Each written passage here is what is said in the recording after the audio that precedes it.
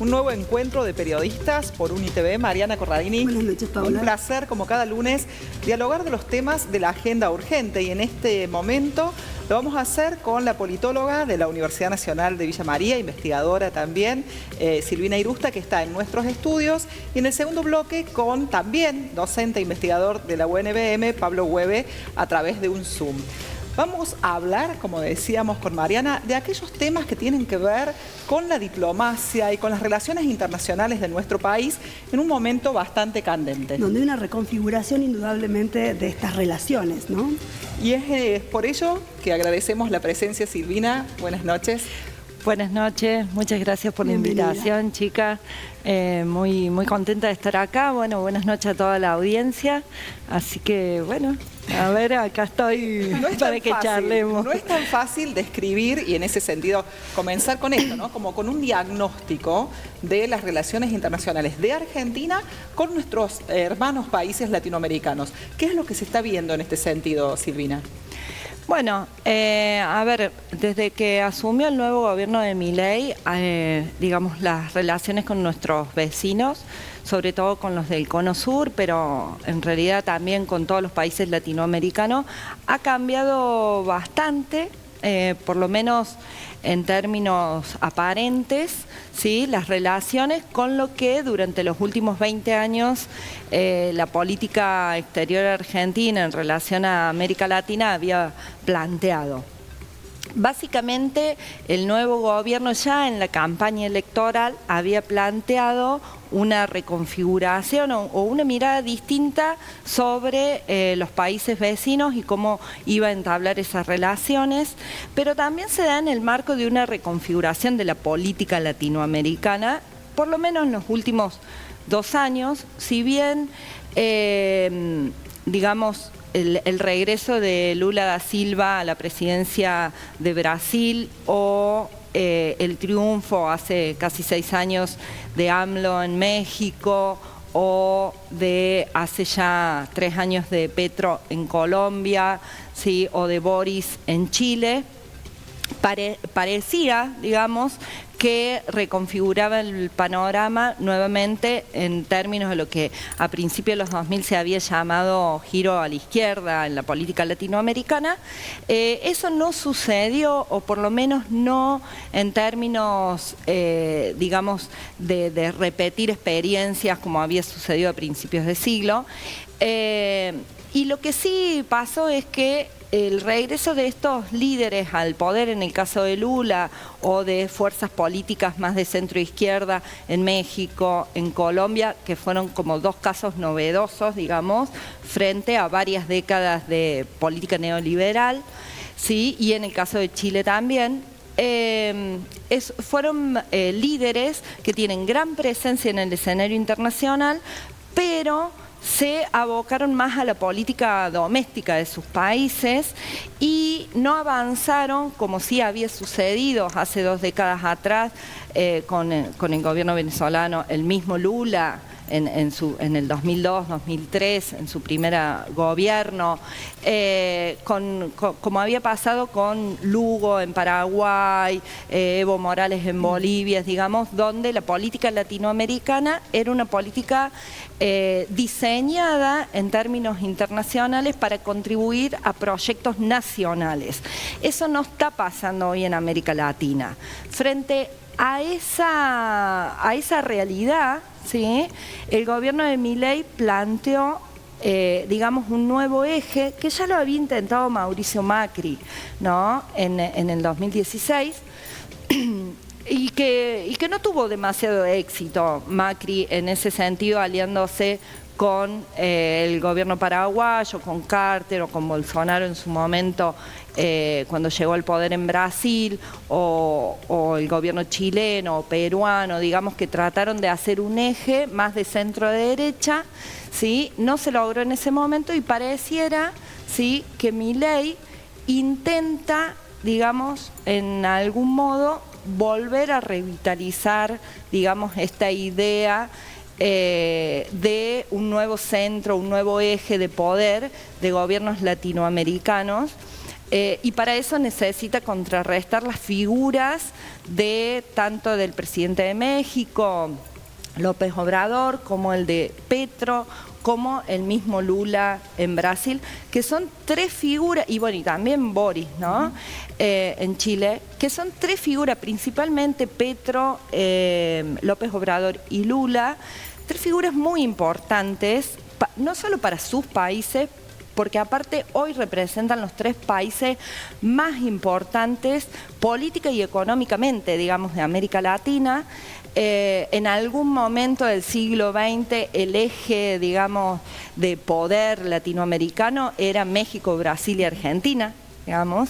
Eso se fue perdiendo a fines del siglo anterior, del siglo XX, y hay como un intento por parte, o hubo en algún momento ese planteo por parte de López Obrador, con la expectativa cuando llegó Alberto Fernández y Lula al poder de volver a construir ese eje. No prosperó por distintas circunstancias y porque también la política internacional hoy tiene como muchos conflictos en distintos lugares de Occidente. ¿Y cómo construiría Argentina ese eje? ¿Milei con quiénes? Porque si eludimos, no con AMLO, no con Petro, no con Lula, ¿qué le queda? Bien, ahí hay algunos acercamientos con Perú, con Paraguay, ¿sí? Pero Uruguay. Que no con Uruguay, ¿sí? Que son enunciativos hasta ahora. Lo mismo lo que vimos las últimas 2 semanas de conflictos diplomáticos entre el gobierno argentino y el gobierno colombiano, a lo que se sumó entredichos con el gobierno mexicano, no pasaron de ser enunciados, digamos. O sea, una retórica, claro, una retórica confrontativa que tiene que ver más con una estrategia de campaña del gobierno de Milei, más que de diseño de política exterior. Hasta ahora no se visualiza un diseño de política exterior del gobierno de Milei clara, ¿no? Ni siquiera en esta cuestión con Estados Unidos de absoluta subsumisión a Estados Unidos, que por lo menos en las formas pareciera que se da. En las formas y en las acciones, ¿no? Porque la visita de Richardson, digamos, al sur también tiene que verse ahí con más recordando los 90, lo único que en los 90, como decían algunos autores, las relaciones carnales eran con el presidente y ahora es con cualquiera que pueda aparecerse por estos lugares. Bueno, a ver, las relaciones carnales con los Estados Unidos de los años 90 es difícil replicarlas, digo porque el contexto internacional es totalmente distinto, las disputas geopolíticas y geoeconómicas, digamos, son totalmente distintas con respecto a los años 90. Lo que sí me parece que está muy ligado, digamos, esta posición, vuelvo a decir, que no deja de ser meramente enunciativa del gobierno de Milei. Hasta ahora no hay un diseño de política exterior claro, porque eso se plasma en un proyecto de política pública. La política exterior es una política pública como cualquier otra que lleva a cabo un gobierno nacional y que hasta ahora no se ha avanzado en ese sentido. Son solo declaraciones, son solo cortocircuitos diplomáticos que el de Colombia fue como el que más avanzó porque hubo retirada del embajador colombiano en Buenos Aires y se le pidió a la delegación argentina en Colombia que dejara la embajada. Después salió un comunicado conjunto restituyendo las relaciones y haciendo hincapié en los 200 años de relaciones diplomáticas que tienen ambos países, como relaciones bilaterales, digamos, para no dejar trascender esto en un conflicto político, diplomático, sino que era más bien un conflicto político enunciativo entre ambos presidentes, ¿no? Y en realidad, Silvina, eso es lo que se está viendo también, es lo que vos planteás. No hay una planificación, no hay, digamos, una política de Estado en relación a la diplomacia, ni para América Latina, ni pareciera para el resto del mundo. ¿Y qué pasa cuando la diplomacia pasa por las redes, por X, por memes, digamos? ¿Qué puede llegar a pasar en ese sentido? Bueno, me parece que, y esto quería decir anteriormente cuando ustedes plantearon la visita, ¿sí?, de Richardson a Ushuaia. Claramente parecía, y no es casual, digamos, que estos improperios del presidente con respecto a otros líderes latinoamericanos sucedan una semana antes de la visita, ¿sí?, de esta generala a territorio argentino. Pareciera, y lo que muchos visualizan, es que, bueno, que es una forma de, o una señal que quiere mandar el presidente, y recalco en la figura del presidente porque no aparece todavía como una política de Estado, ¿no? De mandar señales a los Estados Unidos de, bueno, que queremos sostener este tipo de relaciones con Estados Unidos enfrentándonos a los líderes fuertes que tiene la región, ¿sí? También tengamos en cuenta que Colombia, al igual que Perú, son los países de América del Sur que tienen 8 y 9 bases militares en sus propios territorios nacionales, sobre lo cual Petro, en sus años que lleva de gobierno, ¿sí?, ha digamos, si bien las bases siguen estando, ha ejercido un control y ha, digamos, a nivel internacional, en distintos organismos, ha planteado, digamos, este tema de las bases militares.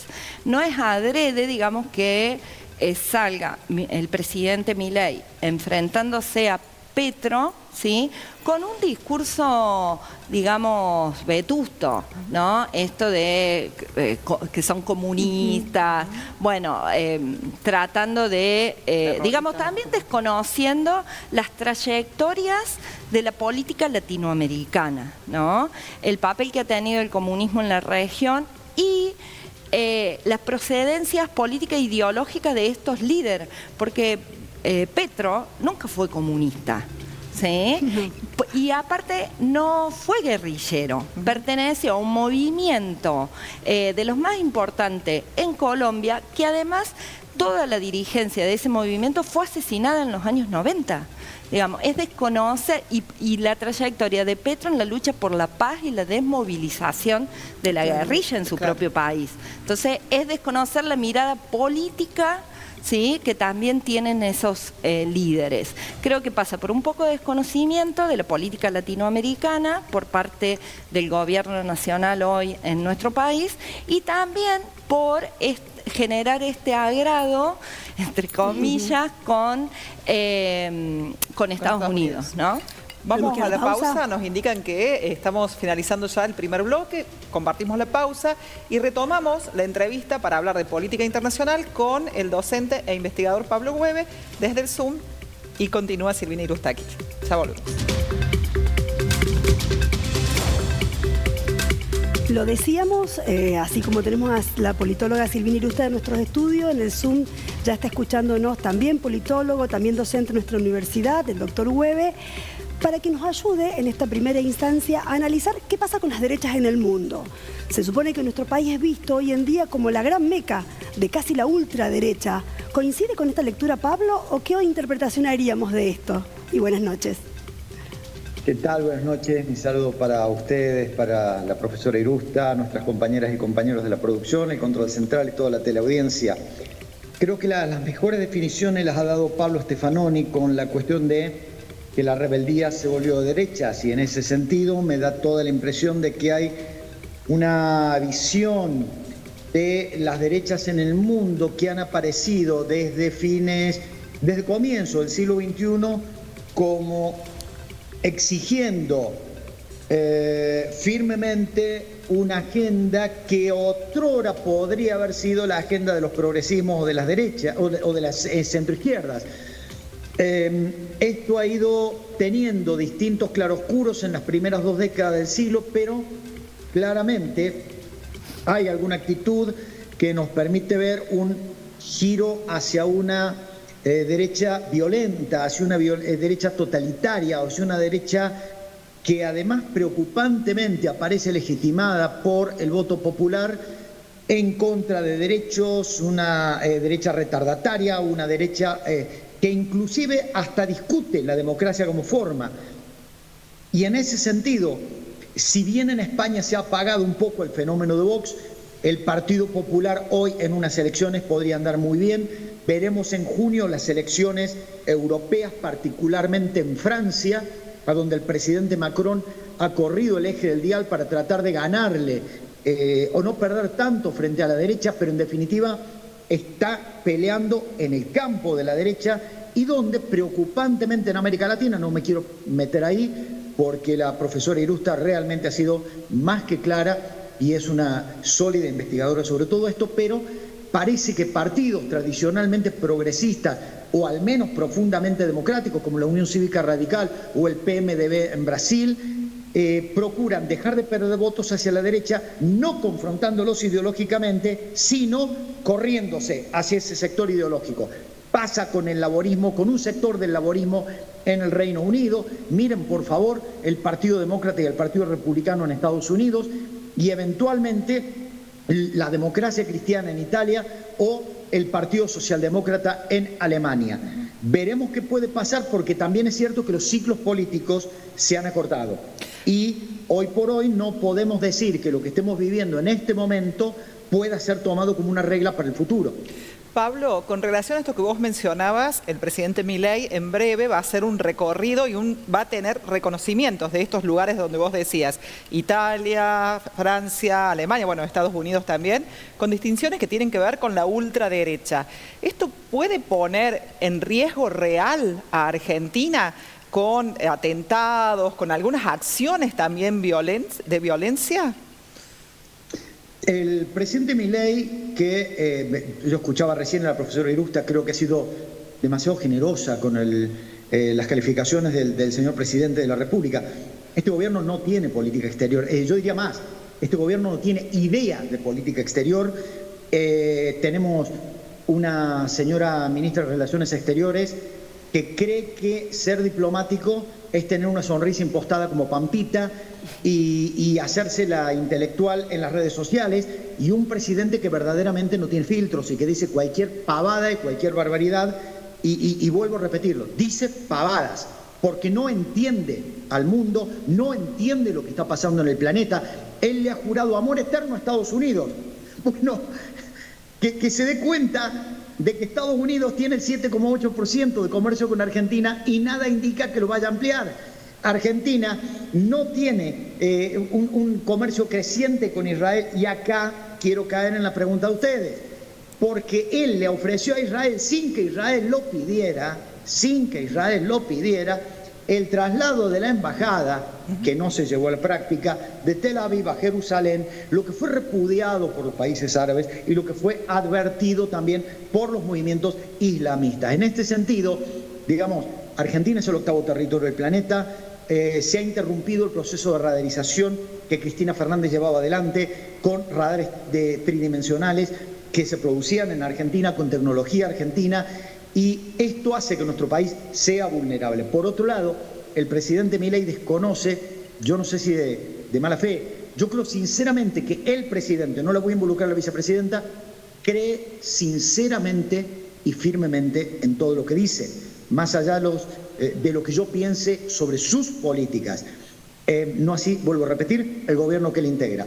Pero el presidente debería saber, o alguien debería decirle, que acá la convivencia entre musulmanes, cristianos y judíos ha sido siempre pacífica y respetuosa, y el señor presidente sabe que la ciudad de Buenos Aires es la capital judía más grande del mundo, y el señor presidente sabe que tenemos 2 mega atentados impunes a la fecha, y donde no tenemos servicios de inteligencia, no tenemos un sistema judicial, no tenemos un sistema policial capaces de investigar terrorismo. Lo único que hemos tenido en Argentina es terrorismo, pero de Estado, que sabía investigar a estudiantes, que sabía detener a dirigentes sindicales, que sabía detener a docentes, que sabía hacer desaparecer a gente, pero que cuando tuvimos la presencia del terrorismo internacional se vio que no estamos preparados para eso. El señor presidente de la República debería tener mayor prudencia cuando pretende tener protagonismo en unas áreas donde el señor presidente Menem quiso tenerla, y los resultados están a la vista. Pablo, estamos entonces hablando de un riesgo real, por el lado de las acciones violentas. Pero vos también introduciste otro elemento que, no digo que sea más relevante, pero que tiene mucho que ver con nuestro desarrollo económico, y es, ¿están en riesgo las relaciones económicas de compraventa con estos países del mundo, China, con los cuales, por ejemplo China, con los cuales el presidente no se agota de defenestrar? Los chinos manejan sus tiempos, los chinos son muy hábiles, y más allá de lo que yo pueda pensar individualmente sobre Xi Jinping, sobre su gobierno, sobre las actitudes de él respecto a las minorías en su país, sobre la violación a los derechos humanos, los chinos tienen sus cronogramas y nadie se los va a mover. No se los pudo mover Occidente, no se los pudo mover la Federación Rusa en su momento, no se los puede mover la India. Xi Jinping está manejando sus tiempos y sabe dónde y cómo pegar. Presumiblemente los cambios no se van a ver de un día para el otro, pero ya adelantó que probablemente aumente la compra de aceite de soja a Brasil, lo que sería un golpe, vaya la paradoja, para la región donde el presidente Milei es Gardel, me refiero a la zona centro productiva de la Argentina, pero no nos olvidemos de este mes, junio, a donde vence los yuanes, el swap, con el cual China ayudó al Banco Central de Argentina. Allí se verá cómo se negocia por parte del Estado argentino y si es que China tiene voluntad de negociar. El presidente Milei cree que todo se reduce a negociación entre privados. Que sepa Milei, primero, que escuche a sus amigos, a los que él admira, al premier inglés, al presidente norteamericano, al opositor norteamericano, y que escuchen que no solamente el comercio exterior no es cuestión entre privados, sino que es una cuestión de Estado y es una cuestión en la que ningún país del mundo está dispuesto a bajar aranceles o a permitir que sus industrias caigan respecto de las industrias de los otros países. Pablo, con relación a esto, para continuar con las políticas internacionales, también Milei hoy, hace horas, manifestó su intención de enviar tropas a Ucrania y de visitar a Zelensky en Europa pronto. ¿Qué lectura se hace también de esta situación? La lectura la tendría que hacer el señor presidente de la República, si es que alguien se anima a decirle, Milei, Biden está desesperado por ganar tiempo porque él no quiere ayudar a Ucrania, porque desconfía de Zelensky, porque además hay alguien que ya murió, que se llamaba Henry Kissinger, y que dijo que de alguna manera el conflicto en Ucrania tuvo en gran parte que ver la miopía política de Occidente, esto sin decir que Vladimir Putin obró bien, porque en el último libro de Henry Kissinger, Liderazgo, lean por favor las conclusiones, donde Henry Kissinger lo que dice es: Occidente desconoció deliberadamente, torpemente, las necesidades de seguridad territorial, geopolítica del presidente Putin y de la Federación Rusa, y de esa manera Putin obró desconociendo también la forma en que Occidente iba a reaccionar. El señor presidente Milei se está equivocando, nos está metiendo en un conflicto que no es nuestro, primero. Segundo, está desconociendo que los propios países occidentales han abandonado a Ucrania por una cuestión geopolítica, porque están en la expectativa de ver qué va a hacer el eventual gobierno de Donald Trump. Estuve el sábado analizando las encuestas y proyectándolas sobre los distintos estados con los electores de Estados Unidos.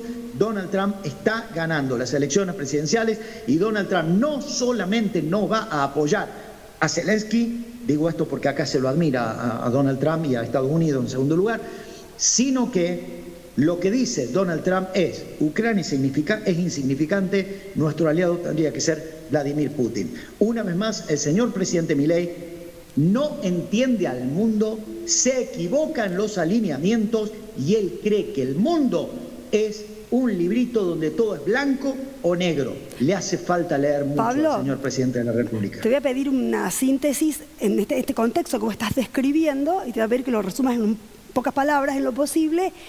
¿Cómo opera, cómo pendula Malvinas como un asentamiento geopolítico clave en el marco de estas relaciones internacionales? Malvinas, si ustedes trazan una línea recta de Londres a la península antártica, van a ver que del Ecuador para abajo, Londres tiene todo el control del Atlántico Sur, que le permite controlar también el Índico Sur y el Pacífico Sur. Segundo, los conflictos del siglo XXI no van a ser por posesiones territoriales, sino por recursos estratégicos. En ese sentido, combustibles, agua dulce y bienes de consumo. Tercero, pesca, petróleo, nódulos polimetálicos que están en la plataforma continental argentina son fundamentales para la Europa que está necesitando reemplazar combustibles fósiles, y en ese sentido el señor presidente de la República no entiende que la base militar que está en Mont Pleasant y a la que tuvimos con nuestros compañeros de la Universidad Nacional de Villa María la posibilidad de ver y por la cual atravesamos en enero pasado, no está ahí para 2.600 malvinenses, sino que está para proyectar la presencia antártica. Mientras tanto, el señor presidente de la República no permite que en la Argentina se proyecten puertos de agua profunda en la Patagonia, ni mucho menos en la Isla Grande de Tierra del Fuego. No entendemos al mundo, y Malvinas es estrategia, junto con San Pedro y Sándwich del Sur. Pablo, le damos muchas gracias por tus aportes y por esta síntesis. Le damos también la palabra a Silvina Irusta para que también plantee estos desafíos, ¿no? Pensando en una última descripción, un cierre con relación a las políticas vinculadas con nuestros países hermanos de América Latina. Bueno, está claro, como dijo el profesor Webe, que el gobierno de Milei no tiene una política exterior, un diseño de política exterior, y esto se trasluce, digo, si uno escucha el discurso de asunción de Milei o el discurso de apertura de las sesiones legislativas de este año, el 1 de marzo de este año, ahí vemos claramente que es el lugar de enunciación de privilegio del presidente para enunciar sus políticas de Estado, ¿no? Eso hacen todos los presidentes, no solamente en Argentina, digo, sino en todos los países, y no aparece nada de política exterior. La política exterior no se construye, no se diseña, no se planifica solo con enunciados que hacen en las redes sociales, por lo que ustedes preguntaban recién de cómo todo esto que está aconteciendo pasa por las redes, en un mundo interconectado a través de las redes sociales, pero la política exterior se construye, se diseña, pasa por los congresos de los países, y también tengamos en cuenta que nosotros tenemos una larga tradición, digamos, de acuerdos, de trayectorias trazadas con los países del Cono Sur y de América Latina en general. Brasil es nuestro principal socio comercial, ¿sí?, que está siendo desplazado un poco por China, pero a lo que decía también el profesor Webe, hoy Brasil está disputando ese lugar con respecto al comercio exterior con China. Así que me parece que el gran desafío que tenemos con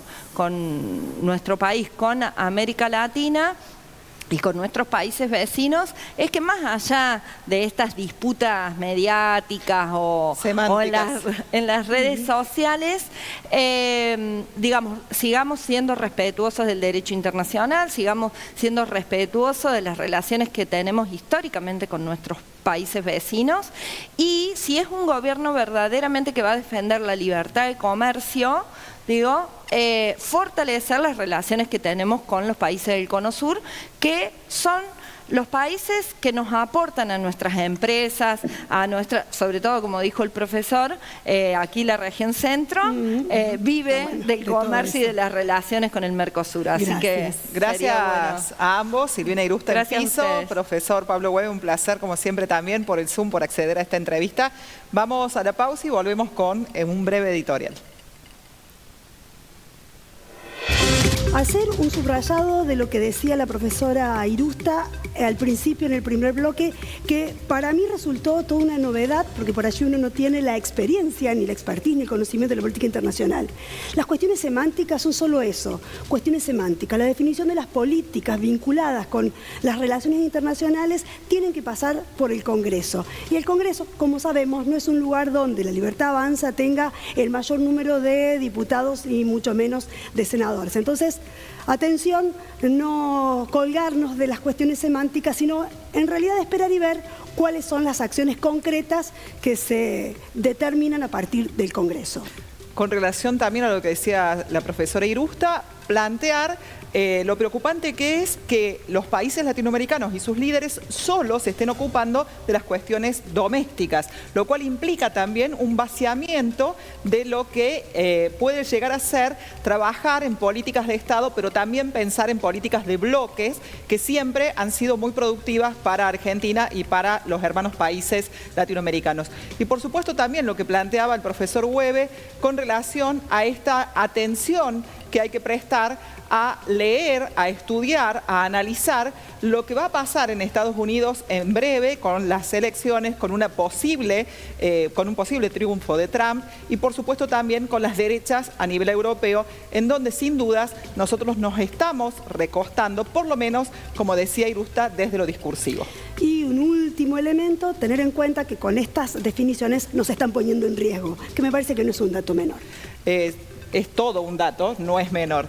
Ya lo pasamos, lo decía Hueve, explosiones en Río Tercero y también el atentado de la AMIA. Por lo tanto, agradecer, como es habitual, a quienes se dispusieron a compartir este espacio, a los docentes, a Irusta y a Hueve. Siempre es un gusto poder dialogar con gente de la Universidad Nacional de Villa María que investiga y que nos deja, interrogantes situados acerca de, en este caso, política internacional. Agradecer a Lilou, a la gente del equipo técnico, a los estudiantes de comunicación social de segundo año que hoy están en los estudios como parte de sus prácticas y por supuesto a quienes nos maquillan, nos peinan y nos brindan también del otro lado de la pantalla la posibilidad de continuar con periodistas. ¿Cuándo nos ven de nuevo? Jueves y domingos a la hora 21:30 y también pueden recuperar los contenidos por las redes de UniTV. Muchas gracias. Gracias por acompañarnos. Buenas noches.